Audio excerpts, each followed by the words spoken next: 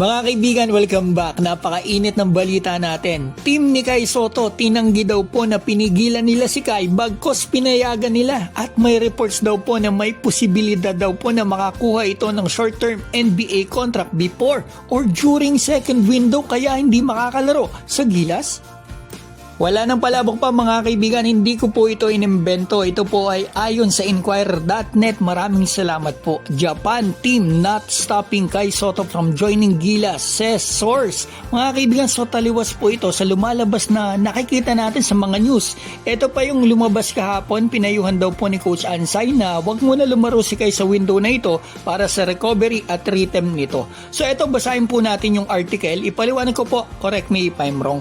Ngayong may QMB na daw po tayo sa window na ito ay tanging si Kai Sotto na lamang daw po ang hindi napasama. At sinabi daw po ng mga sources sa Inquirer na walang kinalaman dito ang Kosigaya Alpas. Like QMB, he got a go signal from his club to suit up for Gilas, the unimpeachable source said on the condition. Just few hours after the SBP issued a statement announcing na ito nga na-impluensya ng tatay ni QMB para maglaro ito.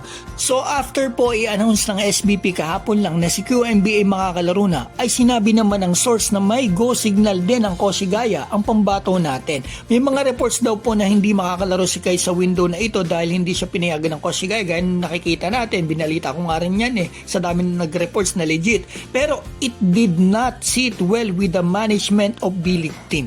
So parang hindi okay sa Kosigaya ang news na yan. Sabi pa daw po ng unang source ay tinawagan mismo ng Kosigaya ang Gilas para ipaalam na pinapayagan nila si Kai Sotto. At kalaunan daw po ay tinawagan ng Kosigaya ang management ni Kai para alamin kung sino naglabas ng press release na nagdawit sa Kosigaya. At nakasulat pa dito, apparently, it is Sotto's management team, East-West, that does not want the center to see action to preserve Sotto, who reportedly has a shot at earning a short-term NBA contract which could come before or during the week of the window. Tila daw po ito ay ang management ni Kai Sotto na EWP na ayaw paglaruin si Kai para ma-preserve ito na iniulat na may posibilidad na makakuha ng short-term NBA contract na maaari daw pong dumating bago o sa linggo ng second window. Ang masasabi ko po rito mga kaibigan, alam naman po natin na taos puso itong si Kai na magsilbi sa ating national team. Alam naman natin na nakat nga yan sa G-League para lang makalaro sa Gilas. At kung may posibilidad o chance o opportunity nga siya ngayon para makasungkit ng short-term NBA contract like mga exhibitan yan or 10-day contract, yan na po ang pagtuunan niya. Huwag muna siya maglaro dito sa Gilas. Total, ito naman po ay qualifiers pa lamang. Napakadami pa pong pagkakataon. At eto mga kaibigan, kung kayo po ay may opinion, i-comment nyo po dyan sa baba.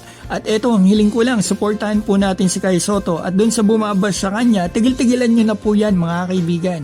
At eto, batiin ko po pala si Marvin Santiago, Bryson Artur Publico, Jose Milos, Estela Bayot, Edith Doramal, Mylene Macala, Kabalat, Arvin, Greatest Fireball TV, Skisi, Robin Ocleaso, John Lawson, Chef Aster TV, Jesus Ortiz, Alan from Manila at Sagittarius. Mga kaibigan, please like and subscribe. Maraming salamat po.